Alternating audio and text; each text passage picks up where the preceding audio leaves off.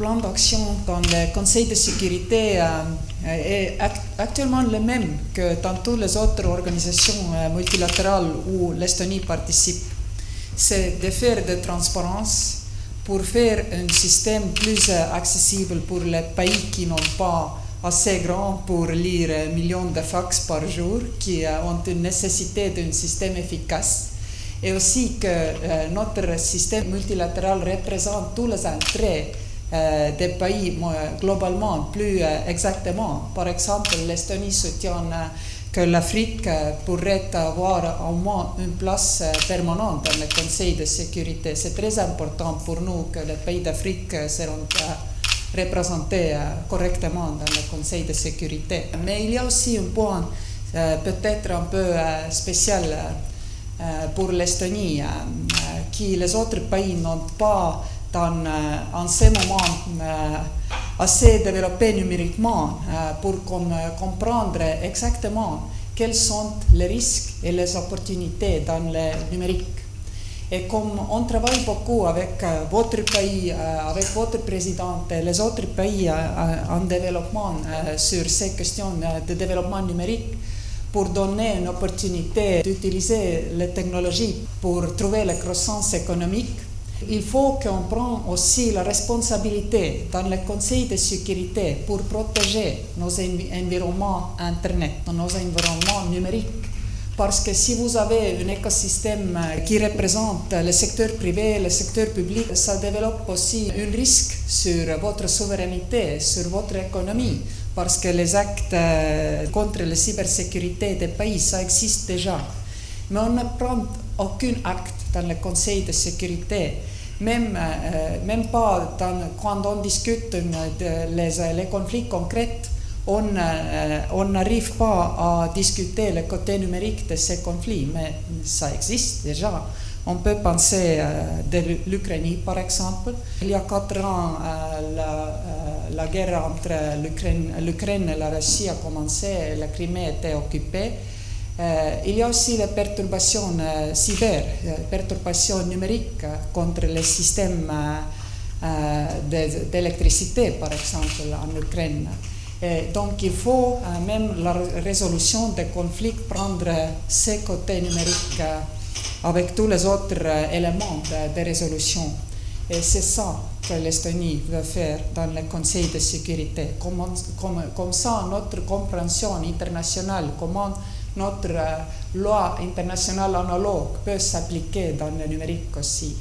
Voilà notre programme pour le Conseil de sécurité. Je voudrais remercier votre président pour votre soutien et vous pour votre question. Merci. Monsieur le Président, ça fait 2 ans jour pour jour que vous avez effectué une visite de travail à Tallinn. Aujourd'hui, vous recevez la présidente d'Estonie au Bénin. Qu'est-ce qui explique cette ténacité à entretenir cette relation avec un pays baltique? À Madame la Présidente, j'aimerais poser aussi une question d'ailleurs. Pouvez-vous nous parler un peu de votre politique en matière d'environnement dans votre pays? Merci. L'Estonie n'est pas un pays connu comme un pays développé, puissance économique, puissance militaire, vers lequel on court pour aller chercher de l'aide. Donc, on peut s'étonner de qu'est-ce qui a pu motiver ce dévolu du Bénin sur l'Estonie. Et moi, j'ai un défaut. Je cherche avec abnégation et passion l'expertise, partout où elle se trouve. Et l'Estonie est un pays qui suscite l'admiration, vous le savez, en matière de numérique. Aujourd'hui, c'est un champion au plan universel. C'est un pays qui est parti de rien, et qui s'est construit et qui est devenu véritablement un pays champion en matière de numérique, aussi bien dans le public que dans le privé. Les services sont dématérialisés au niveau le plus souhaitable possible. Et au Bénin, nous avons dit que le développement rapide passe forcément par la dématérialisation. L'efficacité de l'administration passe par là. L'efficacité, la sécurité des échanges passe par là. Les services en ligne sont les plus efficaces, tout le monde le sait, les plus rapides. on ne peut pas avoir une telle ambition et ne pas se donner les moyens d'y parvenir. Alors nous avons regardé, nous avons dit quels sont les pays à taille convenable, capable de répondre à nos besoins d'expertise de coopération. Et c'est ainsi que nous avons vu que l'Estonie nous offrait cette opportunité. Et le Bénin a un grand intérêt à développer avec l'Estonie une coopération active, dynamique, susceptible de nous profiter sérieusement. Nous avons trouvé auprès de l'autorité estonienne cette disponibilité à nous accompagner, de sorte qu'en moins de 2 ans, nos pays ont échangé beaucoup de missions.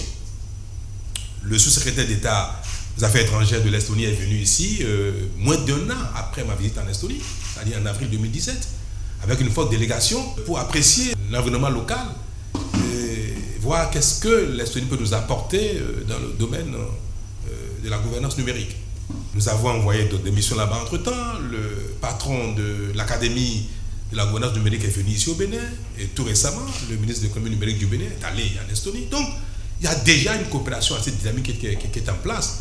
Et les accords que nous signons ces jours-ci consacrent bien cette dynamique à notre satisfaction. Je voudrais profiter de l'occasion pour remercier Madame la Présidente, remercier les diverses autorités estoniennes, le Parlement que j'ai visité. Et nous avons aujourd'hui l'opportunité d'avoir parmi nous, dans la délégation, un député qui est le président de la Commission des relations avec l'Afrique. Toutes choses qui montrent bien que nous n'avons pas eu tort d'être allés là-bas, puisque nous avons en échange une certaine volonté de nous assister qui se manifeste aujourd'hui à travers une délégation aussi importante qui vient visiter le Bénin. Au nom du peuple béninois, Madame la Présidente, je voudrais vous adresser nos remerciements et dire combien nous attendons de vous pour faire des sauts. Aujourd'hui, le Bénin peut-être mettra moins de temps que vous pour parvenir à cette puissance numérique. Parce que aujourd'hui, nous allons profiter de ce que vous avez fait. Il n'est pas nécessaire que chacun développe un génie. Nous pouvons acheter, bénéficier, solliciter, avoir en termes de coopération l'expertise là où il faut. Et c'est le cas avec vous. Merci.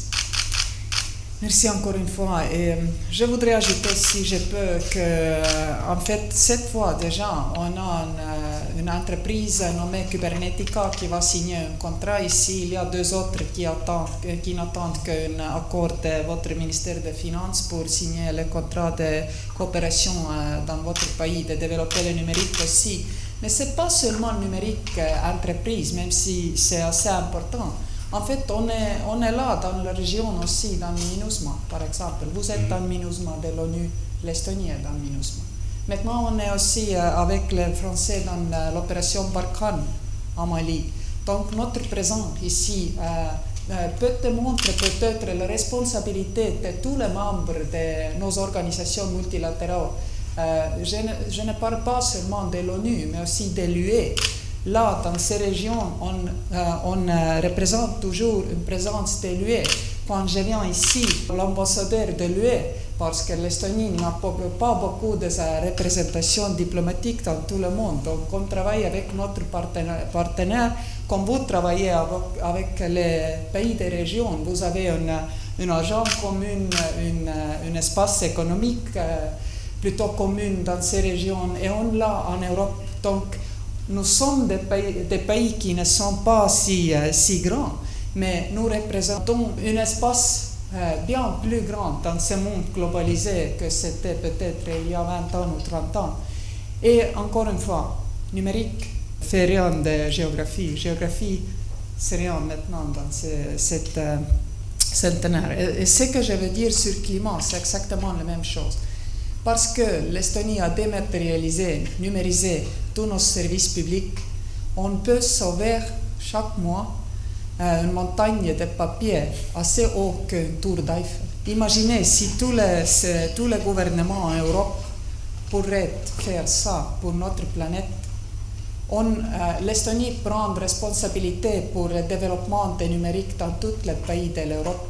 On organise le sommet numérique pour l'UE chez nous. On peut dire même, on soutient l'aspirance, par exemple, de la France de changer leur environnement public pour plus de numérique aussi dans l'Allemagne. Les pays qui sont vraiment grands, et où on peut voir un effet climatique assez grand parce que les gens ne se déplacent plus. Chaque citoyen de l'Europe, chaque année, fait 4 ou 5 jours de travail administratif pour rester en liaison avec leur secteur public, avec leur gouvernement. En Estonie, c'est rien. On fait tout sans papier, sans utiliser un carburant parce qu'on ne se déplace pas. Mais ce n'est pas, bien sûr, assez. Il faut travailler encore une fois sur énergie verte. En Estonie, on ferme régulièrement nos stations d'électricité polluantes et on prend de nouvelles opportunités aussi dans le grand réseau d'électricité dans l'UE pour faire plus d'efficacité et pour trouver les moyens de diminuer nos dépenses d'énergie pas verte. Donc, on travaille sur ça, mais il faut dire que parce que l'Estonie est un pays libre après le collapse de l'Union soviétique, seulement pendant 30 ans, on n'a pas encore arrivé. Il faut continuer à travailler et il faut chercher le mode vert pour notre énergie et écologie, pour sauver la planète. Mais on comprend ce problème qui est assez grand ici, vraiment un problème pour existence pour les pays du Pacifique. Et moi, je trouve que le changement de climat, en fait, c'est une arme lente qui tue toutes les nations dans le Pacifique en ce moment. Il faut prendre acte sur ça.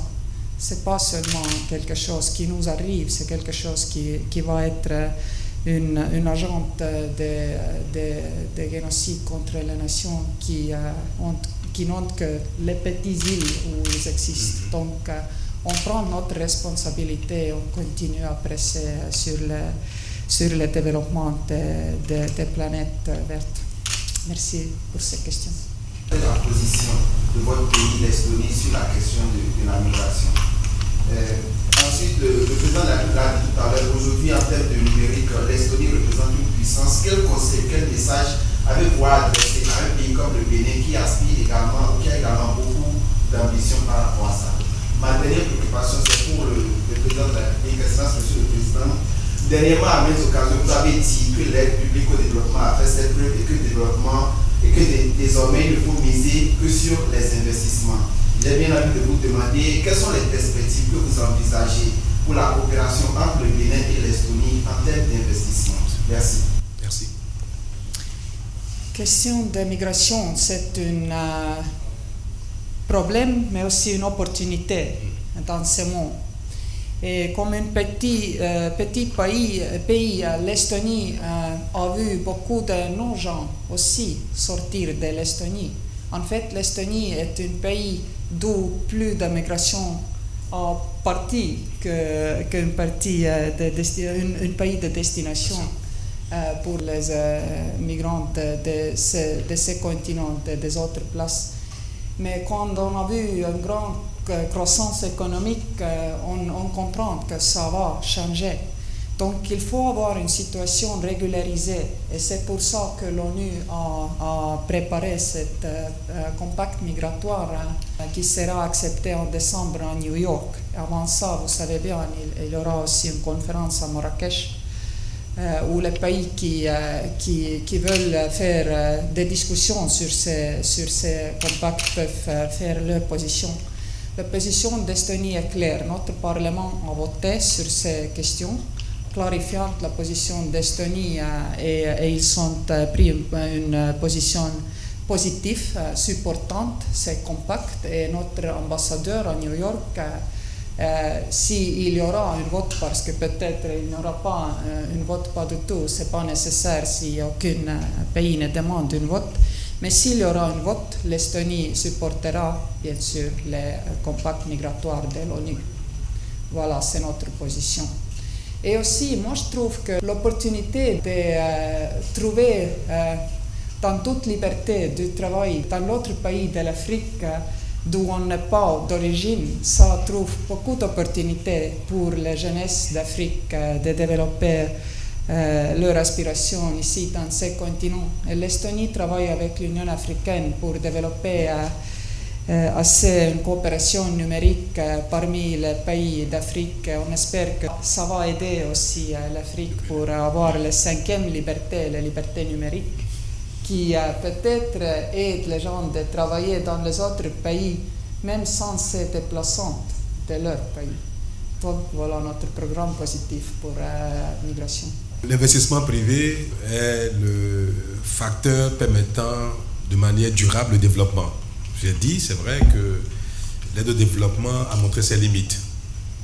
Et aujourd'hui, il faut le reconnaître, tous les pays du monde ont leurs difficultés, malgré leur puissance.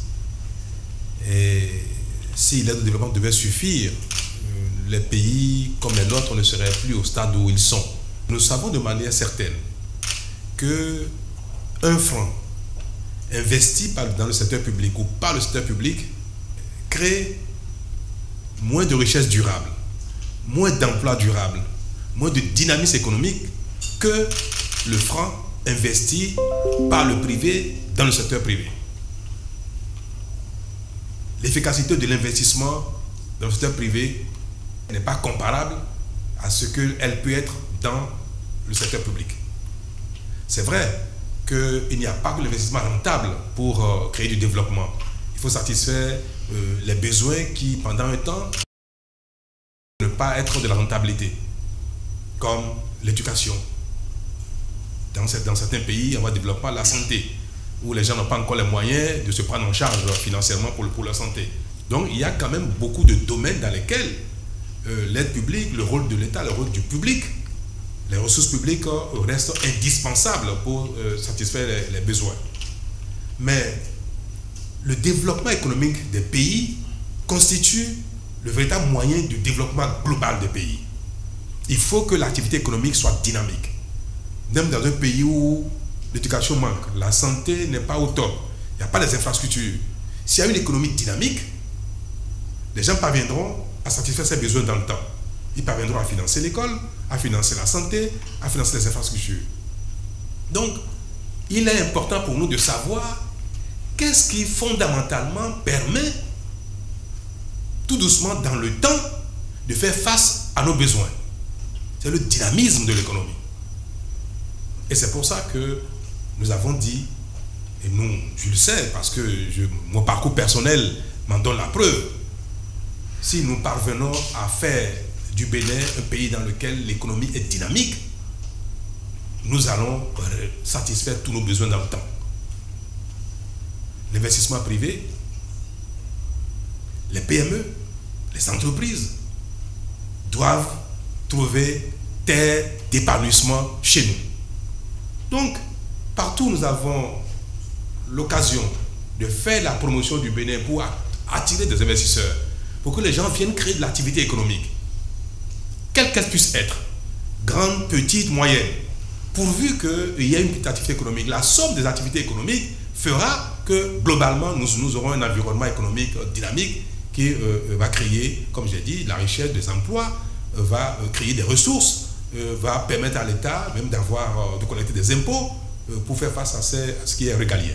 C'est aussi simple. Est-ce que je peux aussi ajouter un point optimistique? Si vous, comme un pays, gardez vos libertés sociales, vos libertés économiques, vos libertés démocratiques, vous pourrez bien sûr voler loin et haut et rapidement. Je suis sûr de ça. Bonne chance à vous tous. Merci, Madame la Présidente. Nous voudrons vous remercier au nom de la Présidente de l'Estonie, notre hôte. Je vous adresse nos remerciements pour votre disponibilité. Merci bien. Madame la Présidente, encore merci. Merci à tous. Ouais.